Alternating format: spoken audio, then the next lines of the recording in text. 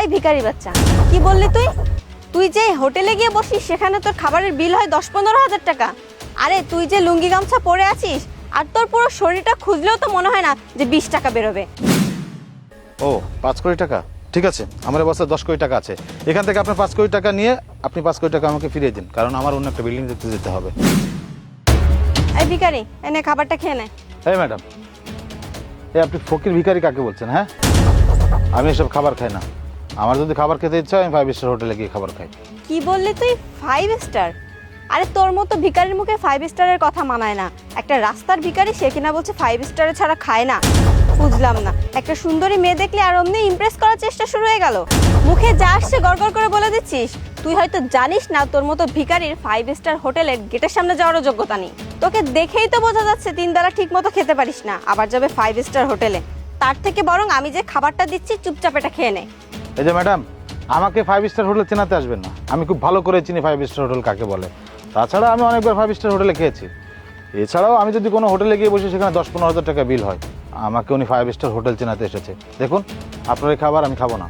আপনার যদি কাউকে দেওয়ার দরকার আপনি অন্য কাউকে দিন, যান এখান থেকে। এই ভিখারি বাচ্চা, কি বললি তুই? তুই যে হোটেলে গিয়ে বসিস সেখানে তোর খাবারের বিল হয় 10-15 হাজার টাকা। আরে তুই যে লুঙ্গি গামছা পরে আছিস আর তোর পুরো শরীরটা খুঁজলেও তো মনে হয় না যে 20 টাকা বেরোবে। আবার তুই কিনা বলছিস তোর খাবারের বিল হয় 10-15 হাজার টাকা। আমাকে কি তোর বোকা মনে হয় নাকি বলদ পেয়েছিস যে তুই যা বোঝাবি আমি তাই বুঝে নিব? আরে তোর পোশাকের দিকে তাকিয়ে দেখ, কি পরে আছিস?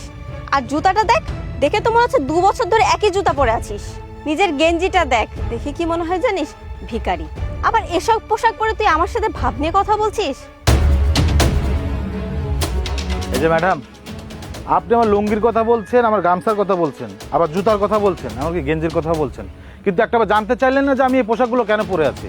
আর আপনি আমাকে যেমনটা মনে করেছেন আমি তেমনটা না। আমি রাস্তার কোনো ভিখারি না, আমি ভাঙাড়ির ব্যবসা করি।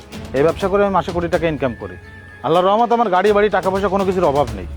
আমি এই পোশাকগুলো পরে আছি কারণ আমি একটা কাজে এসেছি। যাই হোক, আপনার সাথে কথা বলে আমি আমার মূল্যবান সময় নষ্ট করতে চাচ্ছি না। আপনার খাবারগুলো আমাকে দেওয়ার দরকার নেই। এই খাবারগুলো যাদের প্রয়োজন তাদেরকে দিন।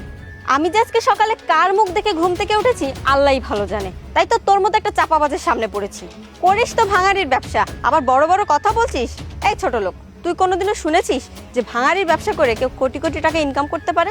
এই যে ম্যাডাম, আপনি বাংলা কথা বুঝেন না?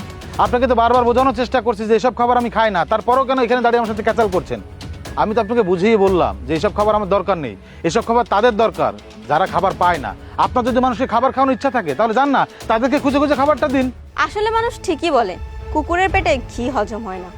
এই প্যাকেটে কত দামি খাবার আছে তুই জানিস? আসলে আমি খাবারটা খাচ্ছিলাম, খেয়ে শেষ করতে পারছিলাম না, তাই ভেবেছিলাম ডাস্টবিনে ফেলে দেবো। কিন্তু তোকে দেখে ভাবলাম তোকে খাবারটা দিয়ে দিই। আমি ভেবেছিলাম গরিব ভিখারি কতদিন ভালো মন্দ খায় না, খাবারটা তোকে দিলে একটু উপকার হবে।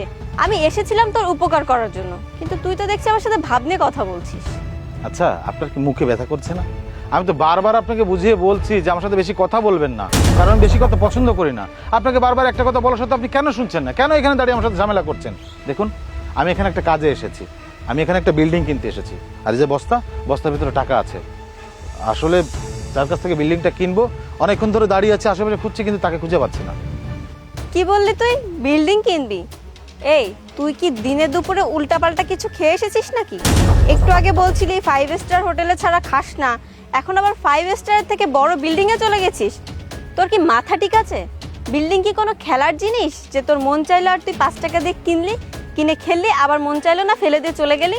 আসসালামু আলাইকুম ভাইজান, আপনি চলে এসেছেন? ওয়ালাইকুম সালাম। হ্যাঁ, এসেছি। ভাইয়া, তুমি এই ভিখারিটাকে সালাম কেন দিচ্ছ আর ভাইজান কেন বলছো? আমি তো কিছুই বুঝতে পারছি না। ও রাস্তার একটা ভিখারি, রাস্তাঘাটে ময়লা টুকায়, আর তুমি তাকে সালাম দিচ্ছ? আমি তো কিছুই বুঝতে পারছি না। এই তুই কাকে কি বলছিস? তুই জানিস উনি কে? ভাই দয়, তুই এখানে কি করছিস?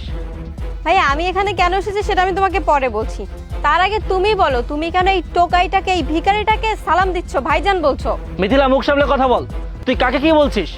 উনি আমাদের কামরুল স্যার, উনি আমাদের ফ্ল্যাটটা কিনতে এসেছেন। আচ্ছা ভাইজান, আপনি এই অবস্থায় এখানে কেন? আরে ভাই, আপনার যে ফ্ল্যাটটা বিক্রি করবেন আমি তো সেটা খুঁজে পাচ্ছি না। এখানে এসে অনেক সময় ধরে হাঁটাহাঁটি করছি, খোঁজাখুঁজি করছি, পাচ্ছি না। তারপর এই মেয়েটা এসে আমাকে একটা খাবার দিয়ে সাজছে, বললো যে এই খাবারটা আপনি খান। আমি তাকে বুঝিয়ে বললাম যে দেখুন, এই ধরনের খাবার আমি খাই না, এই ধরনের খাবার আমার দরকার নেই, এই ধরনের খাবার যারা খায় বা যাদের দরকার আপনি তাদেরকে খুঁজে দিন। এই কথা বলাতে উনি আমাকে ছোট লোক, রাস্তার ভিখারি, যা না তাই বলে অপমান করছে। এই যে ম্যাডাম, আমি আপনাকে একটু আগে বললাম না যে আমি এখানে বিল্ডিং কিনতে এসেছি? এখন তো বিশ্বাস হলো? এই যে বস্তাতে টাকা নিয়ে এসেছি আমি শুধুমাত্র বিল্ডিংটা কেনার জন্য। আর আমার কাজ আপনার সাথে না, আমার কাজ ওনার সাথে। আচ্ছা ভাইজান, মেয়েটা আপনার কি হয়? ও আমার ছোট বোন। ও, আপনার ছোট বোন? তাকে তো মানুষ করতে পারেননি, মানুষের পোশাক আশাক দেখে বিচার করে, সুশিক্ষায় বড় করতে পারেননি। যাই হোক, এত কথা বলে আমি আমার মূল্যবান সময়টা এখানে নষ্ট করতে চাই না। যে ফ্ল্যাটটা দেখতে এসেছি তার দাম কত তাই বলুন। 5 কোটি টাকা। ও, 5 কোটি টাকা? ঠিক আছে, আমার অবস্থায় 10 কোটি টাকা আছে। এখান থেকে আপনার 5 কোটি টাকা নিয়ে আপনি 5 কোটি টাকা আমাকে ফিরিয়ে দিন, কারণ আমার অন্য একটা বিল্ডিং দেখতে যেতে হবে। এই যে ম্যাডাম, মানুষকে কখনো পোশাক আশাক দেখে বিচার করবেন না। কোনো মানুষের সম্পর্কে কিছু বলার আগে আগে ভেবে দেখবেন যে সেই মানুষটা কি হতে পারে। আপনি কি মনে করেছেন যে টাকা পয়সা থাকলে ভালো ভালো পোশাক পরতে হবে, ভালো গাড়িতে চড়তে হবে? কেন, মানুষের টাকা পয়সা না থাকলে এসব করা যায় না? আপনি কি মনে করেছেন যে আমার টাকা পয়সা কিছুই নেই? এখন তো নিজের চোখে দেখতেই পাচ্ছেন আমার টাকা পয়সা আছে কিনা। এরপরেও কি বলবেন? আরে আপনাদের মানুষ কি বা বলতে পারে? কোনো ভুল করবেন, সরি বললে সব সমস্যার সমাধান হয়ে যাবে, তাই না? যাই হোক, একটা কথা সবসময় মনে রাখবেন, গরিব হোক বড় লোক হোক, প্রত্যেকটা মানুষের সম্মান আছে, তাই প্রত্যেকটা মানুষকে যথাযথ সম্মান দেবেন। আশা করি আপনি কথাটা বুঝতে পেরেছেন। ভাই চলুন।